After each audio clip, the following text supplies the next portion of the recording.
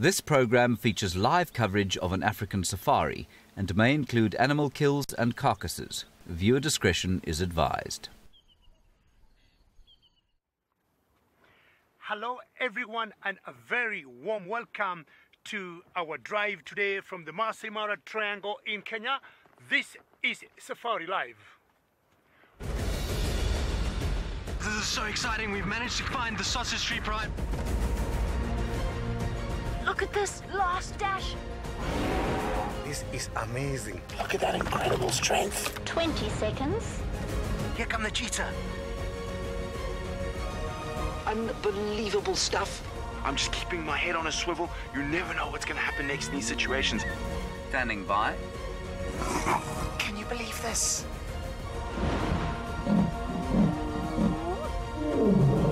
Three, two, one. Live.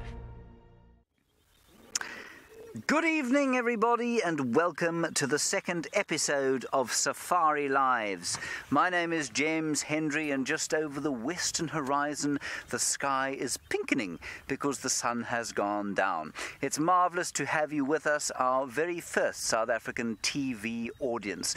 Now, we are coming to you live from the Maasai Mara in Kenya, where you've already met David Gatambagitu and the Sausage Tree Pride, who are feasting upon a zebra. We're also coming to you from here in South Africa, the western fringes of the Greater Kruger National Park, where it is a balmy 28 degrees. Over to my right-hand side, we have got a pod of... They are grunting away, and don't worry, your eyes have not deceived you. They have not ceased to function in colour.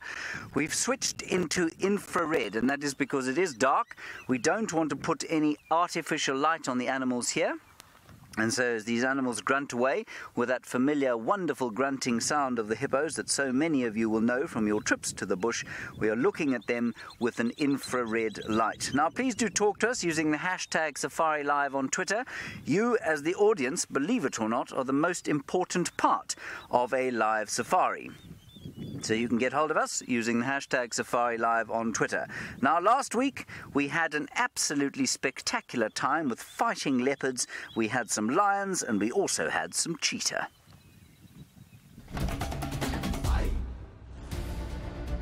Last week on an action-packed safariLIVE, I introduced you to Tingana, the 13-year-old Duke of Djuma in the Western Kruger. We also met his nearly 3-year-old son, Hosana, the little chief, with Tristan. Tingana was most ungracious with his hungry son, and poor Hosana was forced to go hungry. Up on the rolling plains of the Maasai Mara Triangle, Scott caught up with Naratoy, who put her speed and agility to catching her son an impala lamb. Jamie introduced us to Waffles, matriarch of the mighty North Clan. And David caught up with the Sausage Tree Pride, led by the famous Kinky Tail. Now, hopefully, we're going to introduce you again to both of those male leopards from last week. They are around at the moment. Also, we hope that the Sausage Tree Pride will continue to perform as they have. What a bang that we have started with.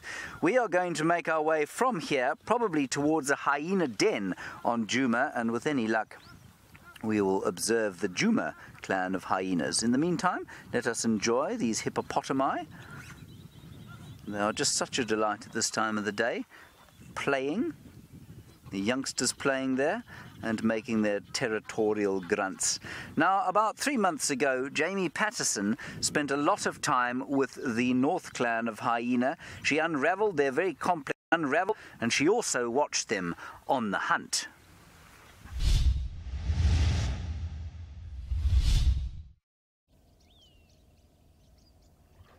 We have come across one of the most extraordinary scenes I have ever witnessed in all of my years out in the African wilderness.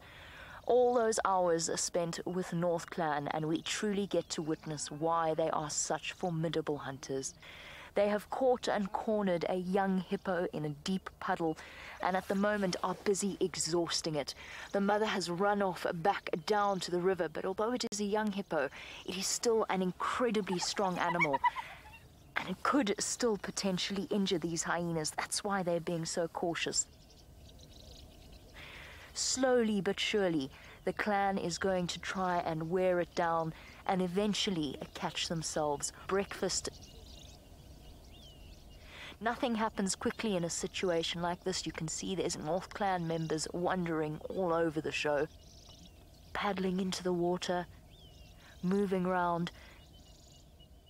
And although it is very distressing to witness, it does show us just how capable of hunting these animals are. Their reputation as thieves, very ill-deserved. For now, the young hippo is holding its own, but this is going to be an incredibly long standoff. The hyena's stamina pitted against the hippo's strength. How this will play out, we still don't know. That's Elsie over there. She's been putting in a lot of hard work to try and catch this hippo. So is that individual. I can't even see the spots to tell you who that is. So now we sit and now we wait. And as the sun rises, playing out on one of the most extraordinary dramas that the Mara bears witness to.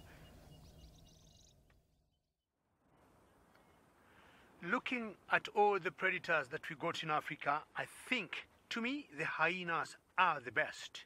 Not many people take hyenas as very good hunters, but they do a very good job. And you have just seen how they can easily bring down a hippo. They are always very resilient, and they come together in big numbers to make sure if an opportunity comes, they'll go for it. And this is exactly what is happening here with my predators here, the sausage tree pride. And they got a zebra with them. And when I compare lions and hyenas, just like you saw with Jamie, I respect hyenas a lot. This zebra was brought down by the 3 females you see on your left. And this male came 5-10 minutes after the zebra was brought down. For those who are joining us now, please know we're in the Mara Triangle in Kenya, and we're coming to you live.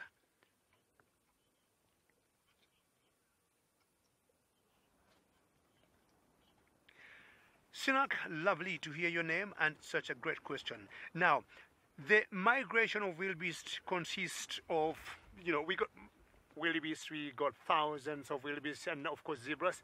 Apart from zebras, Sinak, you're asking, what else do the lions like hunting? To me, wildebeest are always number one, but you can see today they brought down a zebra. Ideally, most of the wildebeest are gone back to Tanzania in Serengeti National Park, but these are the few pockets of wildebeest, or zebras rather, which have been left behind.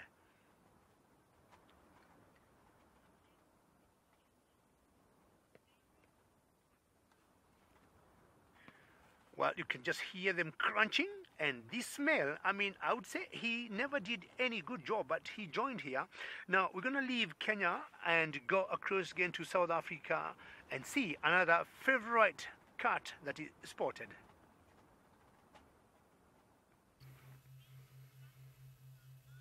Indeed, one of our very favorite cats that we get here in South Africa, and it sounds like absolute chaos up in Kenya as well with David and the Sausage Tree Pride. But you can see our cat is very sleepy at the moment, and we'll get into that shortly. My name is Tristan. On camera I've got Senzo, and it's a very warm welcome from South Africa. It's a beautiful evening this evening, and it's a perfect kind of conditions for a leopard to have a good snooze, particularly because this particular leopard has been eating all afternoon. Now, for those of you that weren't with us last week, we had the most epic showdown between this young male leopard, who we call Hosana, and his dad, called Tingana. And they had a huge fight over a kill.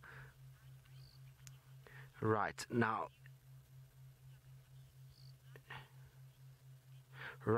it sounds like, unfortunately, we've got a bit of a ad break that we need to go into, and so we'll get into his story from last week shortly, but until then, we'll see you guys just now.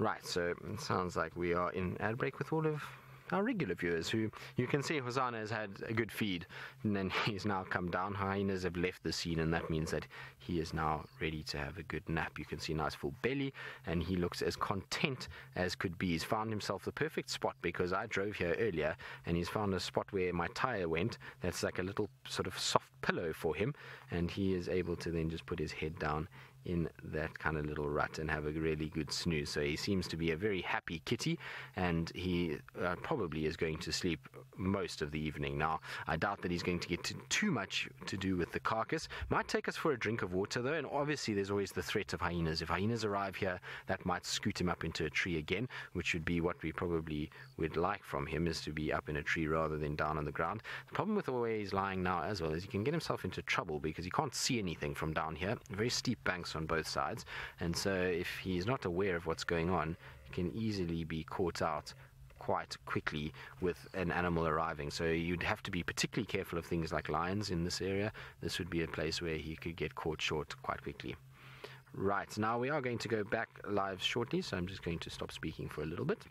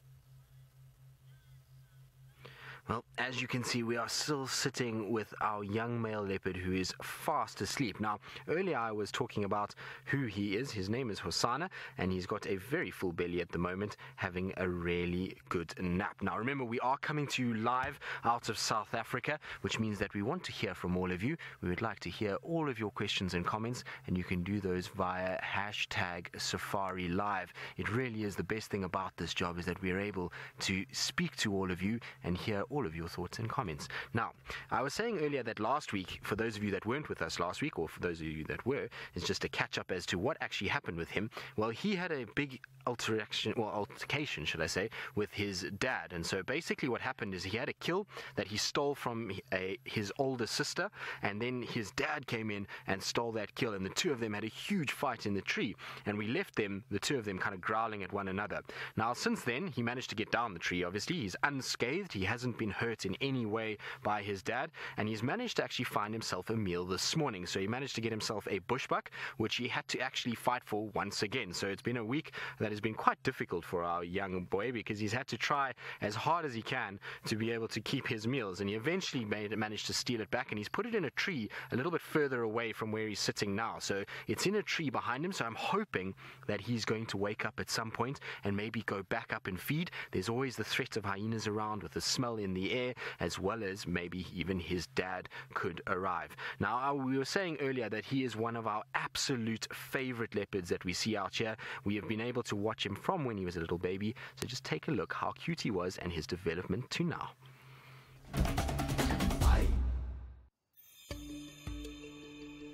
The little chief Hosana was born in February 2016 to Karula, the late Queen of Djuma. We met him and his sister the day they were born. Hosana was a naughty little leopard from the beginning, and we loved watching his playful antics. Tragically, Karula mysteriously disappeared, leaving her cubs to fend for themselves at just over a year old. Sadly, the little female was unable to keep herself from harm's way and did not survive the loss of their mother.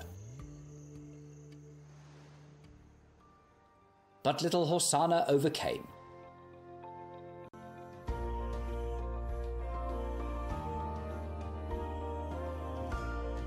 and has captured our hearts.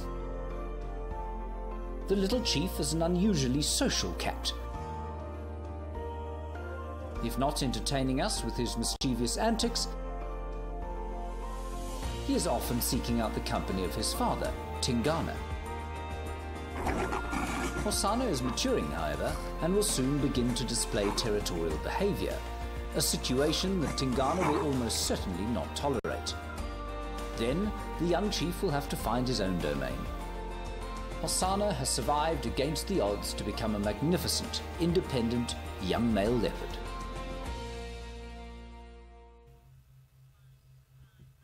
Well, isn't he just the most special cat? We have been so fortunate to be able to have watched him as he's grown, and he really has provided us with some crazy, crazy sightings. Now, it's funny, he just got a fright because there was a nightjar, which is a type of bird that just flew out of this drainage line, and he got a bit of a fright from it. Because he's got a carcass nearby, he will be a little nervous. Oh, hello, boy, are you going to get up now? That's very nice. I don't think he's going to go very far. I think he's going to lie down, maybe even go to the toilet before he does. Now, I was saying that he's quite nervous because he's got to kill around. Anything could approach. We were talking earlier about his dad possibly coming into this area, and I wonder if he's heading this direction because Sydney is with his dad at the moment.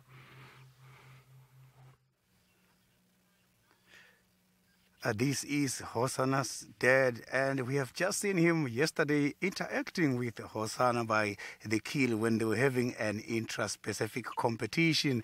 A very, very good evening and welcome to the epic sighting. I am Sydney Pumulani Mikosi, and I am here with Dave, who is my camera operator. Please don't forget that this is an interactive activity. You can talk to us, follow us on Twitter, #safariLIVE. That is where you can send your questions and comments. Before I lose him, I'm just going to quickly drive and see if we can improve this sighting.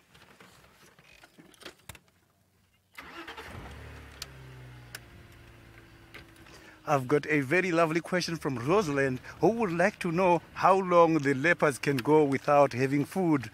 It is quite very much difficult and challenging here by the wild because these animals are always not aware of when they're going to get their next meal.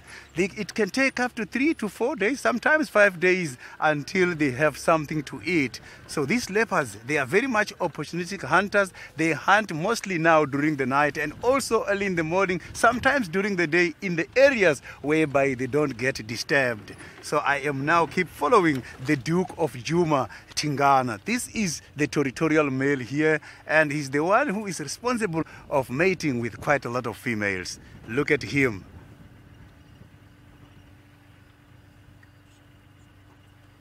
So now, while I am following Tingana, I am going to quickly head to the Maasai Mara, where David is having a lovely sighting right now.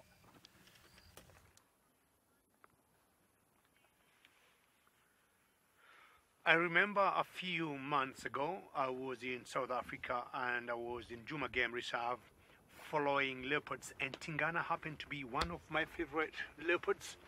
Again, my name is David, and we are coming to you live and direct from the Mara Triangle in Kenya. Now, we are very lucky today. We just found the Sausage Tree Pride of Lions just on a hunt, and just look what they got for themselves. Earlier, they tried to hunt a buffalo, but they did not make it. They did not give up, and as darkness came by, they tried another chance, and this time they were very lucky. It has been raining here, and it's rather chilly. I'm talking about 25 degrees Celsius, but that did not worry them. Margarita, thank you for your question, and you'd like to know what male lion this is. Now, this is a pride of lions that I have followed for a long time, and I respect them for what they do. They're very good in bringing prey down, but when we call them the Sausage Tree Pride, it's because they love. There's one particular one who is not here, who loves to climb a tree that here in Kenya we call the sausage tree. Now, a pride of lions does not have males, but in this particular area, there are territorial lions that we call a coalition of males, and this is one of them, and it's a youngster about 3 years old, and there's another youngster who is also about the same age, who is not here, and there are always 3 in total. There's another older one that is about 7 years old that we call Kipuli. And when these 3 females brought this zebra down, very quickly this male just appeared and thought he will also share in the party. Remember, should you have any questions, please send them through, or any comments on using #SafariLive on Twitter. In the meantime, we'll take you again down to South Africa to see the favorite Hosana.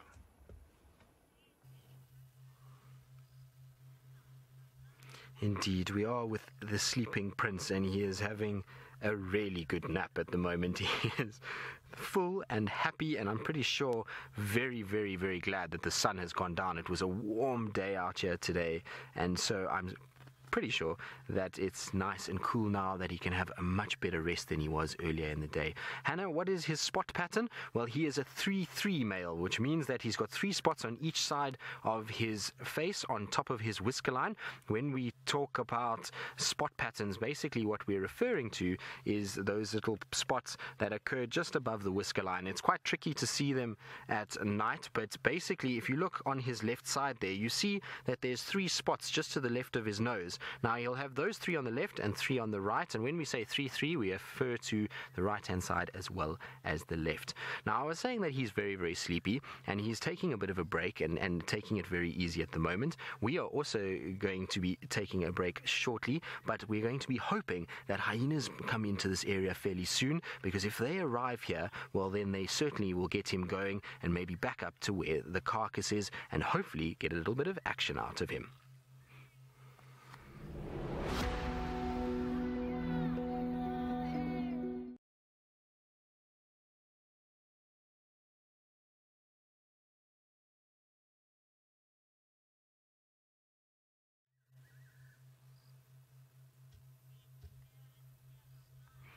Right, well, Hosana is giving us his cute face right now, so he's trying to melt everybody's hearts. Look at that. Is that not a happy cat? He looks so content when he lies like this, and I'm so glad that he decided to turn and actually face us, because at one point he was kind of facing away from us a little bit, but now he's kind of turned and he's gotten himself a perfect little spot.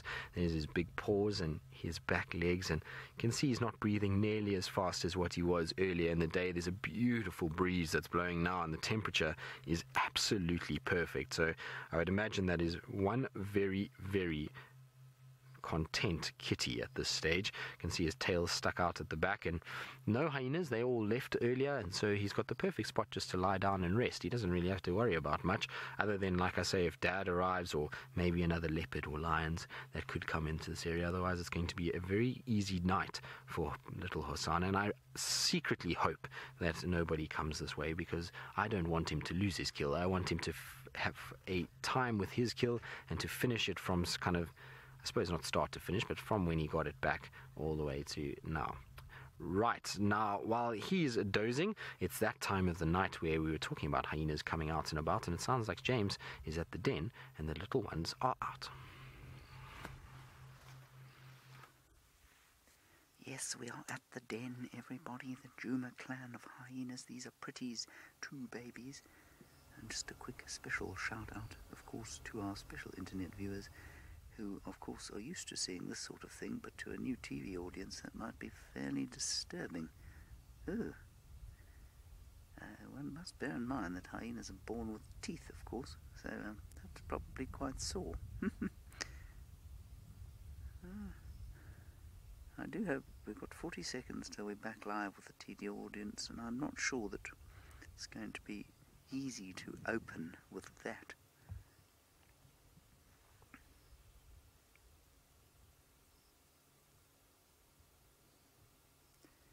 Got about 30 seconds. I just hope these things stay out of the den, because I think Pretty, who's the mother, has wandered away. So I'm going to be quite quiet. Oh, please don't go inside. Please don't do this to me. That's it, out you come.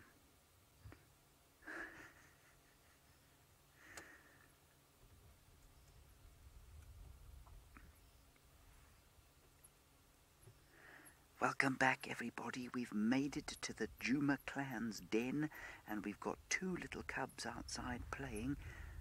They belong to a dominant hyena in this clan. Her name is Pretty, and there's one male and one female in this little litter. Now, it's very difficult to tell which is which, because, of course, hyenas look like hermaphrodites.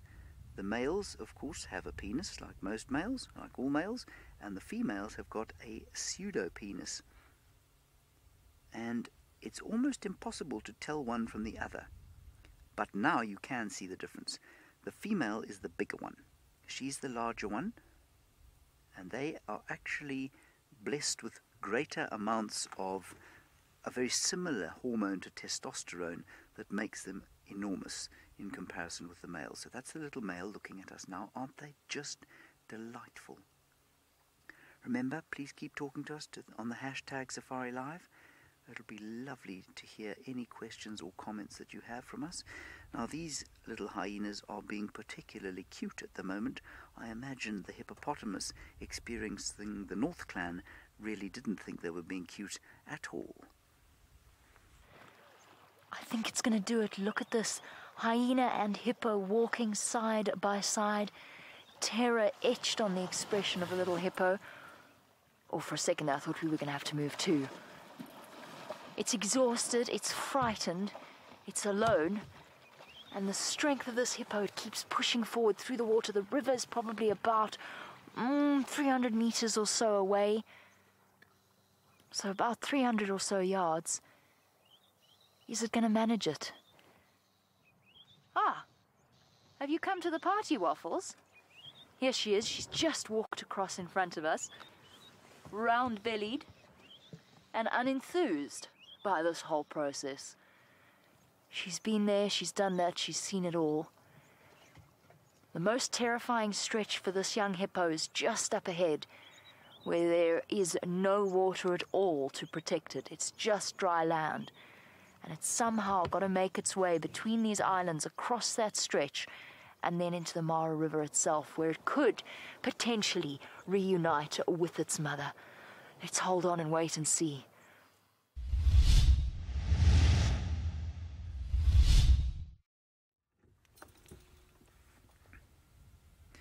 Right, well, that was the North Clan on their march to try and catch themselves a large blubbery meal.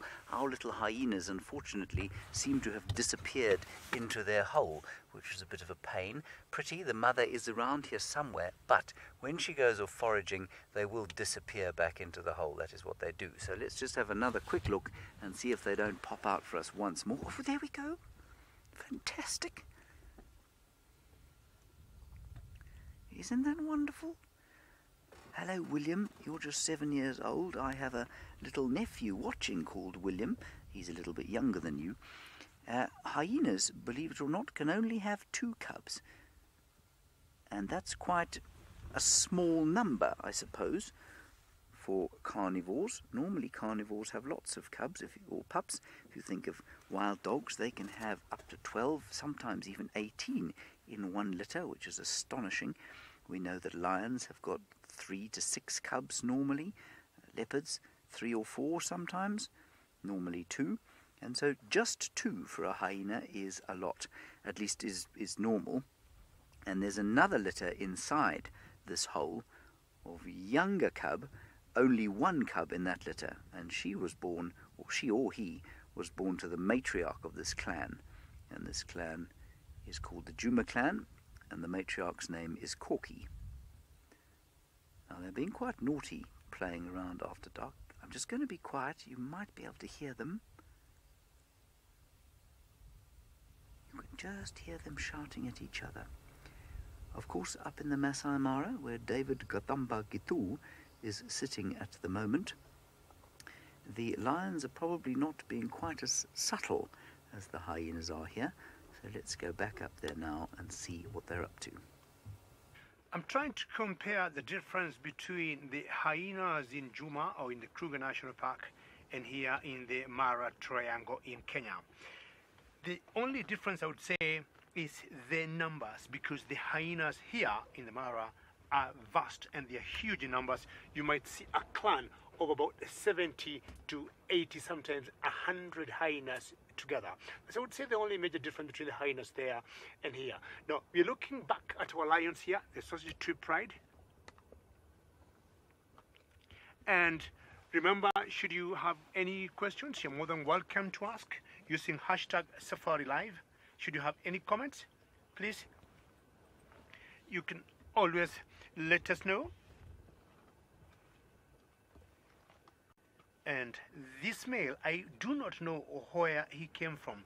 I've been following the three girls for the last 2 hours, and as soon as a meal was put on the table, he showed up. But that's not surprising, because male coalitions, that is how they behave as they get formed.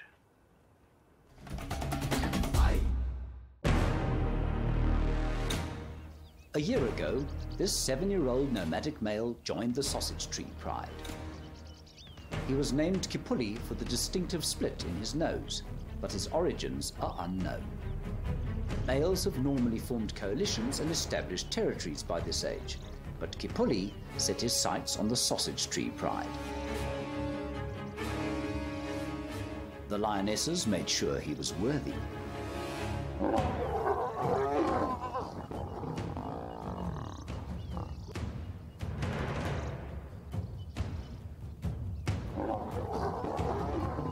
He is a lot older than the 2 young males born into the pride, and there were fears he would see them as competition and chase them off. Instead, he played a shrewd game, courting the youngsters as coalition mates, helping the pride bring down large and dangerous prey.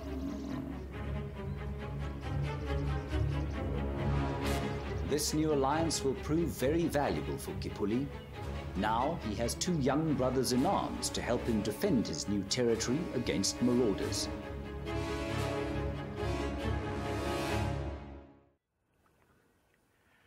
Welcome back live to the Mara Triangle, and you have seen how coalitions of males are formed. Now, the Kipuli was the large male there, and I think he noticed, or he realizes very quickly, he needs, brothers to be with him to be able to deal with any would-be new males coming into his territory. I don't think that's exactly what he wanted to do, but safety in numbers and of course strength in numbers. One of those males is the one that we had here a few minutes ago, who just left, and I'm sure all of you can see all this looks like in black and white because we are in infrared. Infrared normally helps not to interfere with the animals at night, and we do not shine any artificial light to them. In Kenya, we are about an hour ahead of South Africa, and that's why maybe you notice it's rather dark here. We'll move from these predators that I got here and go across to South Africa with different predators. There they are, and Mum is back. That is Pretty, that's her name. Dominant female here in the Djuma clan of hyenas. Not the most dominant. That honour belongs to Corky. She is the matriarch. I'm hoping that we'll introduce you to her, perhaps not this evening, but certainly over the course of the next 11 weeks or so. We're in episode 2, of course, of 13, live from the western fringes of the Greater Kruger National Park and the Maasai Mara in Kenya.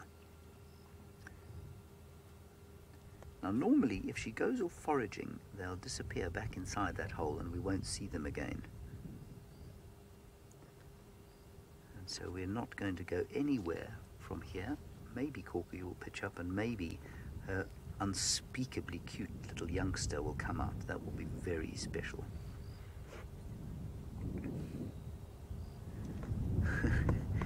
We have a question from Proud Cat Mama. Well, Proud Cat Mama, the life of any young animal out here is not easy. No young life out here is easy because there are just myriad threats that all of these little things face. Hyena survival rate is actually not too bad compared with many of the other predators. In the case of lions, you'll probably find that only 2 in 10 make it to adulthood. And these hyenas probably about 4 make it up to adulthood. And in the case of the hyenas, well, excuse me, they face threat from lions, they face threat from rival hyena clans, they face threat from within their own clan.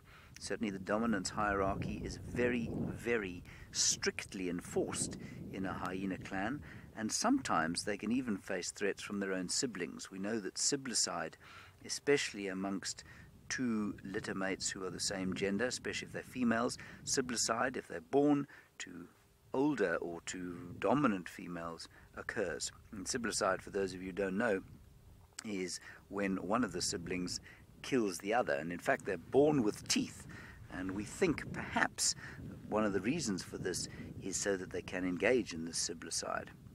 So that's a bit of a nasty characteristic of a tremendously cute animal, but myriad threats they face. Now GT, another good one about what family the hyenas belong to. Well, they belong to their own family. They belong to a family called the Hyenidae. And in the Hyenidae, we've got the spotted hyena, that's this one that we're looking at here, same as the one in the North Clan. Then we get the brown hyena, which, well, is technically possible to find over here, but we don't see them very often. In fact, we've hardly ever seen them.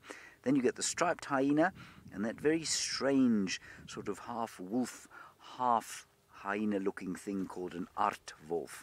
And they are largely, of course, ant and termite eaters. Now, I can hear...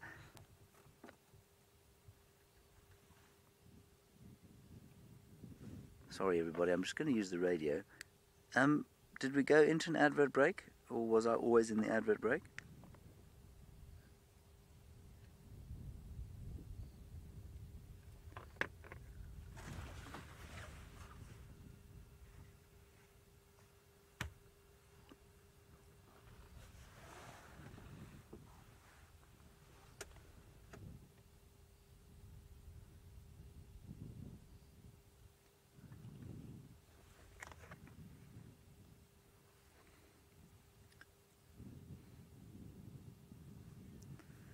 Right, welcome back live, everybody. We are, of course, sitting here at the den, now slightly deserted, of the Djuma clan of hyena. Here comes Mum, Pretty, and with any luck she'll call those cubs back out of their den.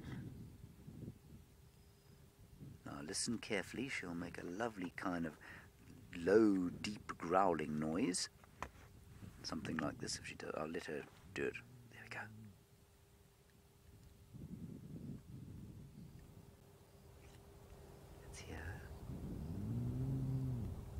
Magic.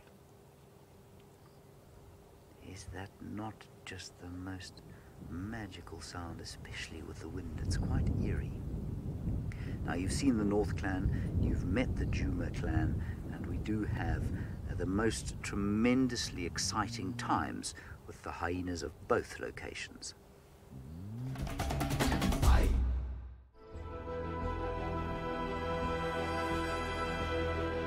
Massive clans of hyena pepper the Mara floor. The open plains and variety of game allow them to thrive here.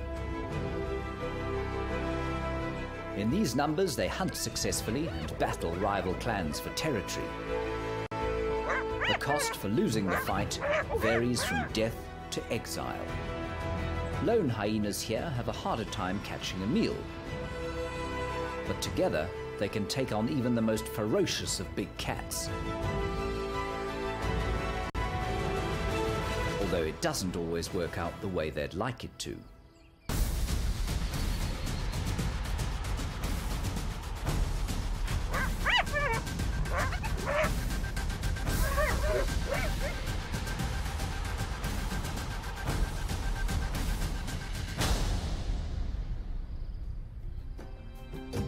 In the woodlands of the Kruger, smaller clans keep a lower profile.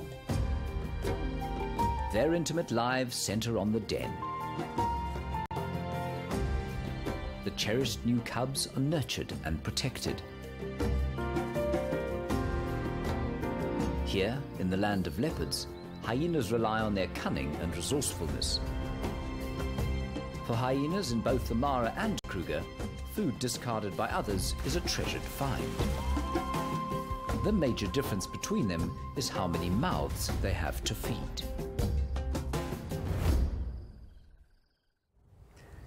So one of those intimate experiences that I was talking about there, we're having right now with Pretty and her little cub. Isn't that wonderful? She's now whining because she wants to have a drink. And Pretty, I think, is probably thinking about going off and foraging. The little ones are not quite ready to sleep yet. And Mum keeps coming back to feed them. Perhaps she's a little bit nervous. She does seem to turn her nose towards the way the wind is blowing. So in other words, she turns her nose with the wind every time the wind stops. So she's not smelling anything on the wind, but perhaps something to the northwest. We're experiencing a southeast breeze. That's where our weather comes from here.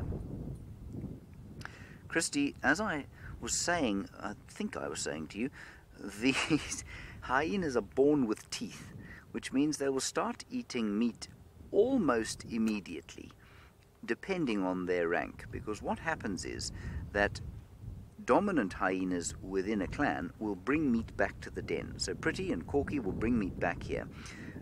Less dominant hyenas, subordinate hyenas, won't, because they will have their meat stolen at the den.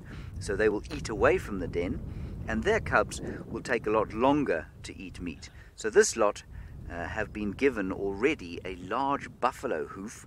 Corky bought a huge buffalo hoof to her cub, who is only about 4 weeks old now. So they all eat meat almost immediately if they can and if they belong to the dominant members of the hierarchy. Tremendously complicated hierarchy, and as I say, the North Clan has a probably even more complicated hierarchy because there are so many of them. Let's go and find out how that hippo-hyena interaction finally played out. The hungry hyenas are unsuccessful. They were round and slow from a meal the night before, and believe it or not, the extraordinary standoff with the young hippo has come to a conclusion, and you would be surprised at the way that it played out. The young hippo finally made a last desperate lunge for the safety of the river. Its bulk helping it to power over the rocky ground, shallow pools and deep mud. The rough ground and size of their prey made completing the hunt very difficult for the hyenas, despite their superior speed. Once it had made it into a deeper channel, the odds tipped in the prey's favor. Hyena are no match for hippos in the water. The young hippo's relief and delight seemed to radiate from its blinking eyes as it sought the comfort of its pod. After all that hard work, I think you'll all agree that North Clan deserves a good rest. I think they're going to find themselves a muddy spot, go and wallow somewhere. And thus ends one of the most extraordinary things I have ever seen in the time that I have spent with hyenas. I know I keep using the word extraordinary, but it really was. There goes the barrel Waffles, who was so busy chasing other hyena around, she didn't really do all that much. Off she goes back towards the den, and the end of a situation with what I suppose could only be described as a happy ending. A little hippo that could. Now, well, that hippo got away. There's going to be a very lucky Nyala if this leopard gets this right. No, unfortunately, he's moved too much, and the Nyala saw him. So there was a Nyala that was right there that he was busy stalking, and it was because he was just kind of ambling along. He actually looks like he's going for water, and he walked straight into this Nyala without the Nyala even noticing he was there at first. But the Nyala's now outrun, and you can see how he's melting into those thickets. And this is why we spend time out at night with these kind of cats, is because this is when they're most active, and you can see why they hunt when it's dark and when it's dingy, because they really do disappear very quickly. Right, now we're going to have to try and keep up with him, so we're going to put some lights on so that I can actually see where I'm going. He's going to go into a very, very dense, thick area, which is going to make it quite tricky to follow him. But how exciting is that he was almost walked straight into the wall. Nyala almost walked straight into him, and he, even though he's got a kill, would have definitely have gone for that Nyala, because leopards will take any opportunity they can get. Now, the hunt might not be over. That nyala might have just moved a little bit and he might be going after it. Now, Andrea, how good is a leopard's eyesight in comparison to lions? Very good is the answer to that. They have excellent night vision, much like most of the sort of nocturnal animals. Remember, leopards spend a lot of their time at night moving around, and they have to have very good eyesight in order to be able to kind of see and to be able to hunt as effectively as they are. So he should be here on our left somewhere. Now, the nyala ran where I am now, so just trying to see if I can scan. We're just going to have a little look on our left-hand side.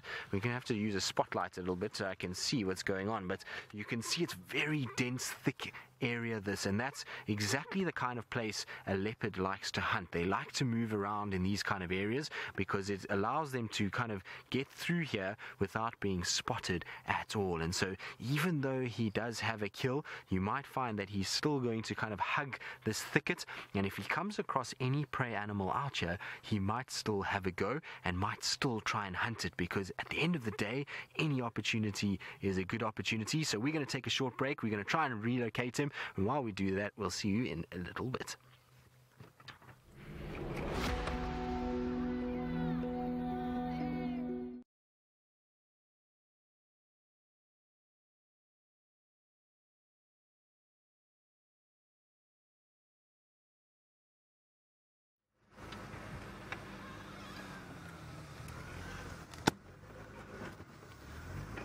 Right, now, I don't know where Hosana's gone. He's done a little disappearing act here. So we're going to try and see if we can find him quickly. He should theoretically come through this thicket somewhere. So the way that he was walking was fairly slow and steady. Yeah, there he is right there. So we've got him already again, which is good news. So he's heading kind of along a very dense area, which I'm just trying to see how I'm actually going to get round this thicket and round to where he's going. Actually, know where to go. We've done this once before with him, so there's a little path that takes me round this way and then back up and out, which we'll be able to kind of catch up with him. But I don't know what he's busy doing now. He looks as though he's almost stalking something once again, which I suppose wouldn't surprise me given how big his tummy can be. Now, are we going to fit through here is the next question. We should. I've done it once before, so we should be able to get through here. Right, now, while I try and negotiate this thicket and catch up with Hosana, let's send you back to David in the Maasai Mara and see how those lions are doing now that they've had a tummy full of zebra. Welcome back. We are live from the Mara Triangle in Kenya. When I talk about the Mara Triangle, I'm talking of a game reserve that has a shape of a triangle, and the three arms of the triangle are, one side is we have the Ololo escarpment on one side of the boundary of the triangle, the other side is the famous Mara River, and the other side of the triangle is the boundary between Kenya and Tanzania. Now, these lions have continued to eat for the last 45 minutes. I've been sitting here. They have not stopped eating. And on a single or in one sitting, a fully grown lion, for example, a male, could comfortably eat 25 kilos food. Go back.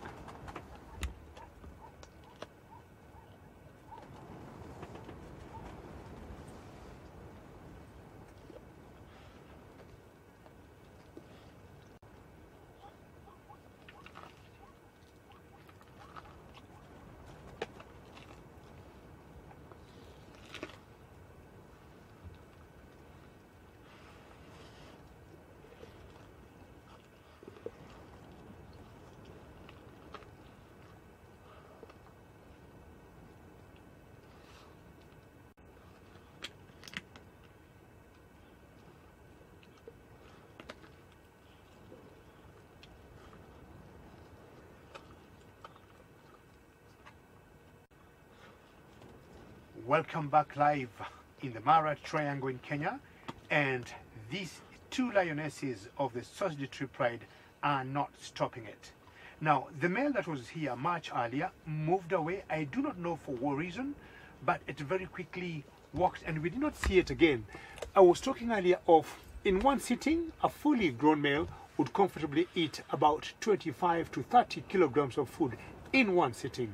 The females may not eat as much because, you know, as we look back to those two girls there, just see how now they have put the zebra, and one is on the other side and pulling.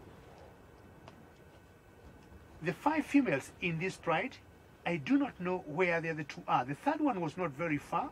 She just stepped aside.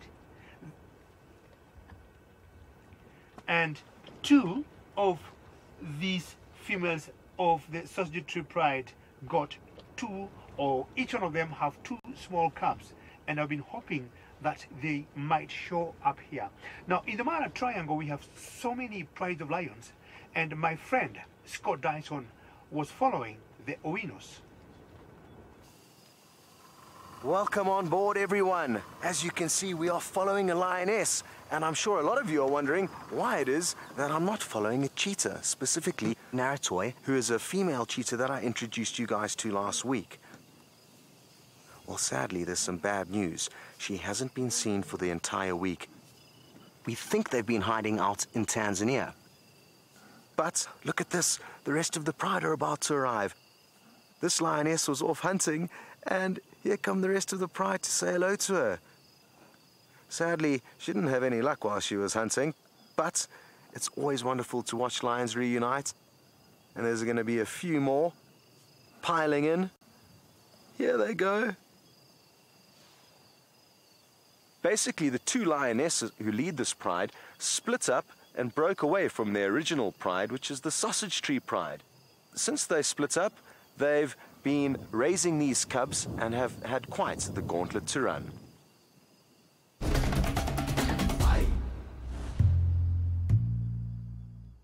The Owino pride split from the sausage tree pride at the end of 2016. 2 lionesses departed to form their own group, and by early 2017 had birthed 4 cubs. 2 sisters arrived in February 2017, and a paler litter, 1 male and 1 female, came in April that year.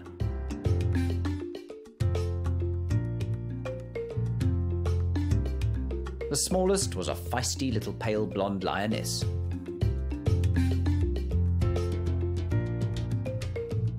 Her cheeky personality quickly made her a firm favourite.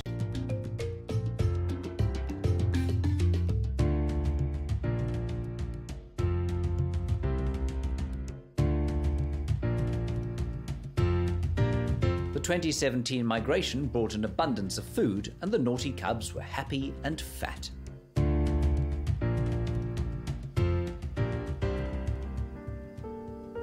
But the wilderness is in a constant state of flux.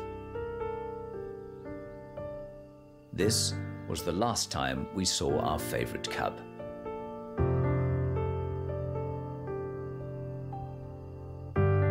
As the herds receded into the Serengeti at the end of October, the mischievous little lioness disappeared.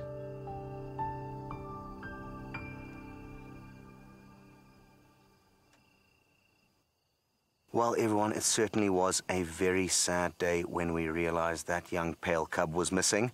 But thankfully, the pride is doing really well. There you can see one of the youngsters trying to play with mom, and it's got another 2 siblings following behind it. They always kind of trail behind the 2 mothers, who tend to always lead by example. And here they are. There's the young boy at the back.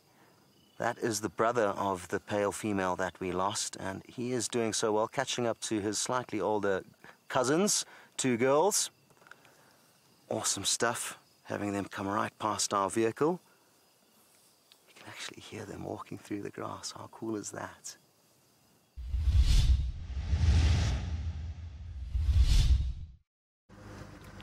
Well, it's a very, very cool pride that Scott is following up in the Mara. I've spent some time with them myself and thoroughly enjoyed being with them. It is very sad, though, that pale cub disappeared. It is part of nature, and it is the harsh realities of life out here for a lot of these cats. And even though lions, who are right on the top of the sort of big cats list in terms of the apex predator, they too have a lot of issues that they've got to deal with. Now, we're trying to follow this male leopard at the moment. He's moving steadily through the thickets, and the reason why is he's going for water.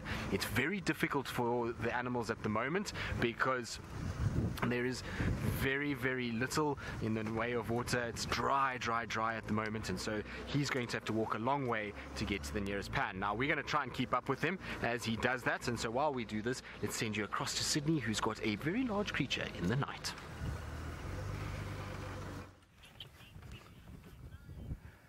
Welcome back. I am still live from the western side of the Greater Kruger National Park, and please don't forget that this is an interactive activity. You can talk to us on hashtag safariLIVE Twitter.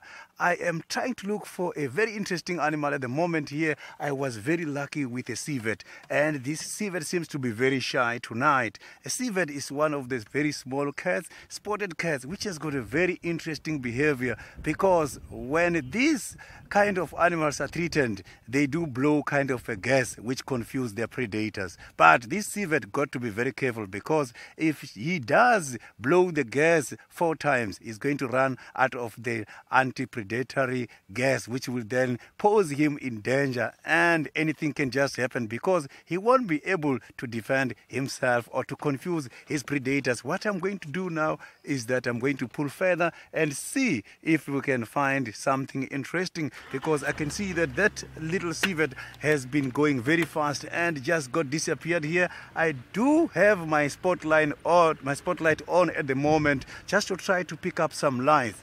The spotlight helps me a lot because it does pick up the lights. You know, on these animals, there is what is called a tapetum lucidum, which is like a thick reflective membrane by the eyes, which helps me in order to pick them from far. But some other animals don't have that tapetum lucidum. Those are the ones whereby I've got to look a lot everywhere. But at the moment, I am relying on my spotlight to pick up the nocturnal animals. So now let's go back to David by the Maasai Mara, who's got something very, very interesting at the moment.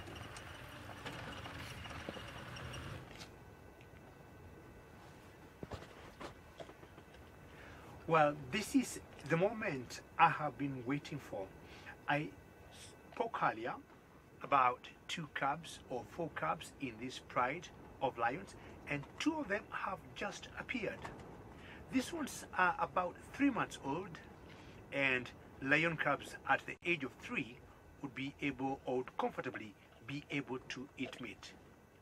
If you look at the pecking order here, after the 3 lionesses made the kill, the male came in very quickly and he chose where to eat. And after, you know, he came and intimidated the females and he started to eat, the females moved back. And the females will always afterwards welcome the cubs after the male is gone. Not being very sure if that was the father of these cubs, I would want to believe the mother of these cubs would not want to take a chance with the male around with her cubs. Pretty cool to see cubs here of lions, and we'll take you across to South Africa maybe to see different cubs. We're still with our hyenas here. They're still restless and playing around, and in fact Pretty was lying there like I imagine many mothers around South Africa are doing right now, quite exhausted after the week and, well, a little nervous of what is going to come in the week to come. Right, well, that's going to be it from us. I'm sorry we can't show you the hyenas a last little time before we leave you. Please do join us again, of course, same time, same place next week, so at 6:30 p.m. on SABC3 for a cheerful start to the week to come. Until then, goodbye and thank you very much for joining us.